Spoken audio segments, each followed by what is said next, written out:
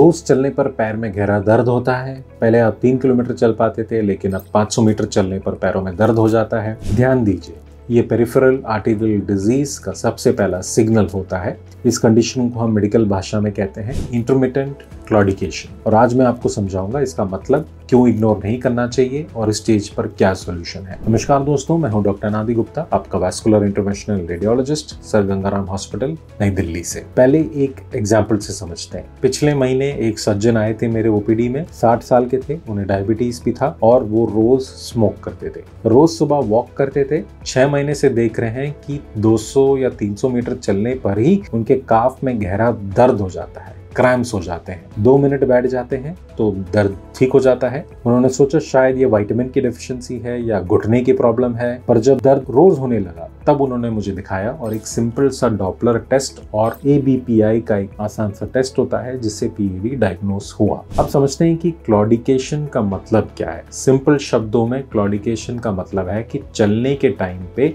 Muscles यानी पैरों की मांसपेशियों में दर्द या क्रैम्प्स आना। जब आप चलते हो आपके काफ मसल्स को ज्यादा ऑक्सीजन की जरूरत होती है। अगर खून लाने वाली नस में ब्लॉकेज हो जाए तो ये ऑक्सीजन मांसपेशियों तक या मसल्स तक पहुंचता ही नहीं है, इसलिए मसल्स में क्रैम्प आ जाते हैं या मसल्स में दर्द हो जाता है। जब आप रेस्ट लेते हो तो ऑक्सीजन डिमांड कम हो जाती है और पेन चला जाता है। अब ये जानना क्यों जरूरी है। क्लॉडिकेशन ये बताता है हम डॉक्टर्स को कि घुटने के ऊपर कहीं ना कहीं आपके नसों में ब्लॉकेज शुरू हो गया है। अगर इस स्टेज पर आप एक्शन लेते हैं तो दवाई और कुछ केसेस में एंजियोप्लास्टी मतलब बैलून फुला के ये ब्लॉकेज को हम खोल सकते हैं। इसका फायदा ये है कि बड़ी सर्जरी जैसे कि बाईपास या पैर के कटने से बच सकते हैं। साइंस ये बताता है कि अर्ली स्टेजेस के PAD पेशेंट्स में अगर दवाई, लाइफस्टाइल चेंजेस से वॉकिंग डिस्टेंस इंप्रूव करा सकते हैं तो ये बेस्ट होता है। और अर्ली स्टेजेस में कुछ केसेस में एंजियोप्लास्टी करने से बहुत बेनिफिट मिलता है। रिस्क फैक्टर्स क्या है? आपको ज्यादा अलर्ट रहना चाहिए अगर आपको डायबिटीज है, ब्लड प्रेशर है,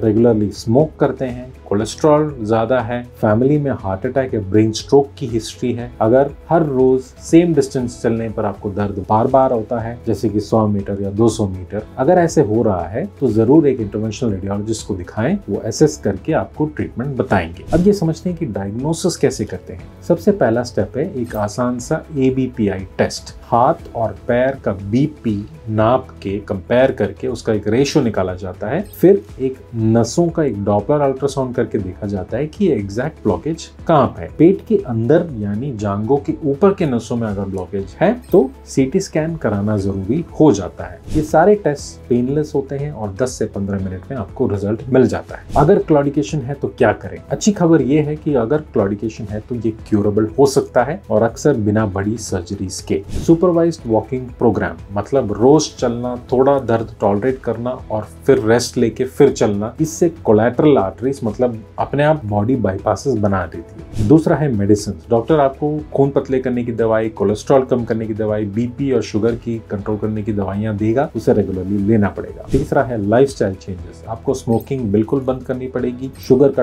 टाइट कंट्रोल रखना पड़ेगा और BP का भी। चौथा है मिनिमली इन्वेजिव प्रोसीजर। जहां जरूरी है वहां पे बैलून फुला के हम रास्ता खोल सकते हैं। चलने पर पैरों का दर्द, काफ मसल का दर्द और क्रैम्प को इग्नोर ना करें। हर बार ये आर्थराइटिस या विटामिन की डेफिशिएंसी नहीं होता। अर्ली डायग्नोसिस से बड़ी सर्जरी अवॉइड कर सकते हैं जैसे कि बाईपास। और ऐसे आसान भाषा में समझाने वाले वीडियोस के लिए इस वीडियो को लाइक करें, शेयर करें और चैनल को सब्सक्राइब करें। अगर आप मुझसे कनेक्ट करना चाहते हैं तो नीचे दिए गए नंबर से कनेक्ट कर सकते हैं। अगर आपके कोई भी सवाल हो तो नीचे कमेंट सेक्शन में जरूर लिखें।